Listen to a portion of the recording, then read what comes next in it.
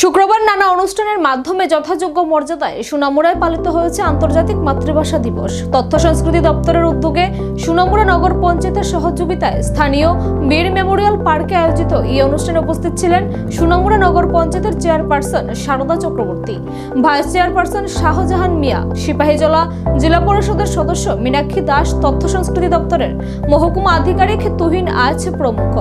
প্রথমে ভাষা শহীদদের স্মরণে শহীদ বেদিতে পুষ্পার্ঘ্য অর্পণ করেন অনুষ্ঠানে আগত অতিথিরা।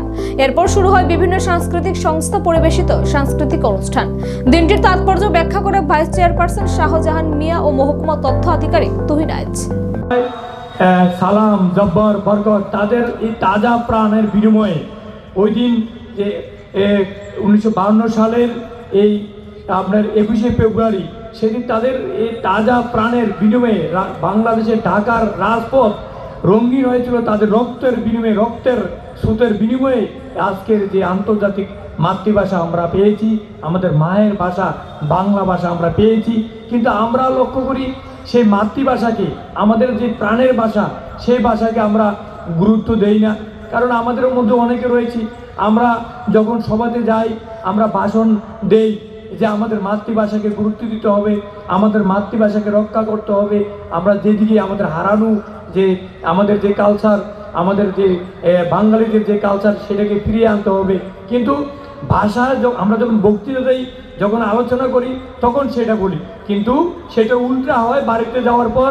আমাদের ছেলে মেয়েদেরকে যখন পড়াশোনা করার জন্য বলি, তখন বলি কি বাংলা একটা ভাষা হলো, ছেলে মেয়েদেরকে ইংলিশে পড়াতে হবে, ইংলিশ মিডিয়ামে ভর্তি করাতে হবে। বাড়িতে আমাদের স্ত্রীকে বা আমাদের মাকে বা আমাদের কাজের লোককে আমরা বলি ইংলিশে কথা বলো, মানে তাদের ছেলে মেয়েদেরকে ইংলিশে শিক্ষা দিতে হবে।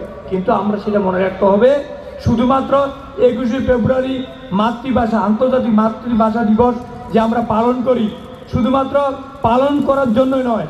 যদি আমরা সবাই মনে করি, আমরা যারা রয়েছি, যে আমাদের যে মাতৃভাষা দিবস, যে আমরা যে বাঙালি, আমাদের যে আসল ভাষা, যে মায়ের ভাষা, যে মাতৃভাষা, সেটাকে যদি আমরা রক্ষা করতে হয়, সেটাকে যদি আমরা প্রত্যেকটা ভাষার সাথে আমরা কম্পিটিশনে যদি আমাদের যে আন্তর্জাতিক মাতৃভাষা পালন করি, শুধু আমাদের যে ভাষা, সেটাকে যদি 1 নম্বর জায়গায় নিয়ে যেতে হয়, তাহলে শুধুমাত্র 21শে ফেব্রুয়ারি নয়, বছরের প্রত্যেকটা দিনকে আমরা মনে করতে হবে আমাদের মাতৃভাষা যে রয়েছে, আমাদের যে মায়ের ভাষা, সেটাকে সবসময় আমরা সম্মান জানাতে হবে, শ্রদ্ধা জানাতে হবে।